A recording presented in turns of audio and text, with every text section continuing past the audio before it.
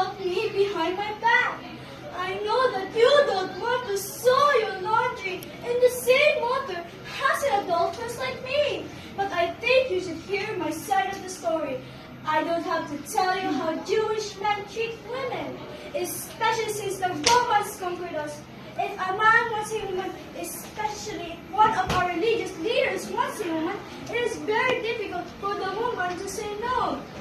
Anyway, one of the most respected leaders in Jerusalem decided that I would be his next victim. And after he finished with me, he just disappeared without saying a word. I didn't understand it at the time, but then a moment later, he reappeared with 9 other Jews and took me into custody. They accused me loudly of adultery so all the neighbors could hear. They tied my hands and hauled me away. But what I did understand was why they didn't tie the hands of the man who forced himself upon me.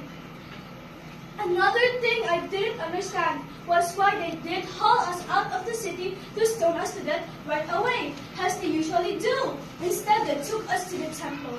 Why would they defile the temple with 2 adulterers? There were a lot of questions I didn't understand.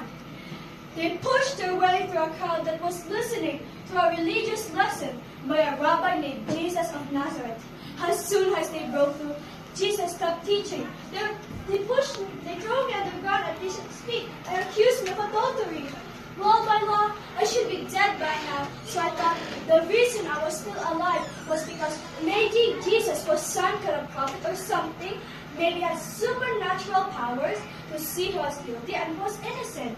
But see, that was another odd thing. Only I was thrown at Jesus' feet. Only I was being accused. My attacker was now acting like one of my accusers. I'm thinking, what's going on here? Anyway, Jesus looked really irritated that they had interrupted his lesson and defiled the temple with an adulteress. He tries to ignore them, but the Jews started shouting accusations and ultimatums at him. This woman was caught in adultery. What should we do with her? The law says she should be stoned to death. Are you going to uphold the law or not? Answer us. I could tell that Jesus was upset with them, had already driven the merchants and money changers out of the temple. And now the Jews had defiled the temple again. But instead of throwing us all out, Jesus just stooped down and started fighting with his finger. That's when I realized that his whole thing had nothing to do with me. The Pharisee had forced himself on me just so they could use me to get to Jesus. I don't get involved with religion very much, but I've heard that Jesus claimed to be the fulfillment of prophecies of our Messiah. The Jews were sure that Jesus could not possibly be the Messiah, even though he gave them several miracles to prove it.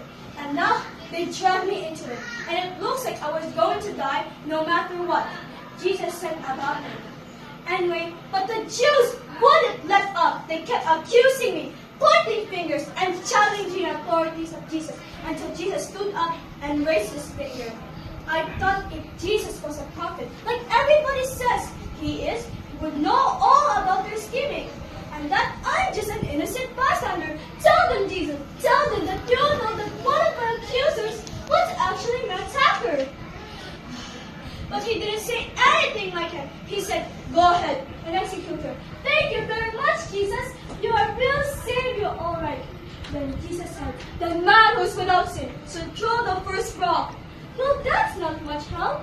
These Jews were all Pharisees. They all keep the law. They all claim as pure as the Jewish snow. I'm as good as that. Then Jesus just stooped down again and started writing with his finger on the ground. I suppose that since he was teaching, before they had interrupted him, he must be writing his lesson plans or something while he waited for the Jews to haul me away to stone me to death. But they didn't haul me away. Instead, one by one, the Jews walked away without saying a word. Within a couple of minutes, they were all gone. Then Jesus just stood up and looked around and said, Woman, where are they? Has no one condemned you? What a crafty guy! I don't know how he did, but according to the Jewish law, without any witness to accuse me, nobody should stone me to death. I was a free woman. I said, no one, sir. When he looked me right in the eye, right down to my soul, I knew he could see that I wasn't just an innocent bystander, and that I was really an accomplice. The Pharisee he who used me wasn't my attacker, but my lover. I deserved to die, and Jesus knew it. Yet he said, "Neither do I condemn you. Go and sin no more." I went straight home and confessed my adultery to my husband and begged him to forgive me. And you know what? He forgave me. It turns out my husband is one of many people here in Jerusalem who believe that Jesus is our Messiah. Now we're both disciples of Jesus. People, listen to me. If Jesus could forgive an adulteress like me, he could forgive anybody.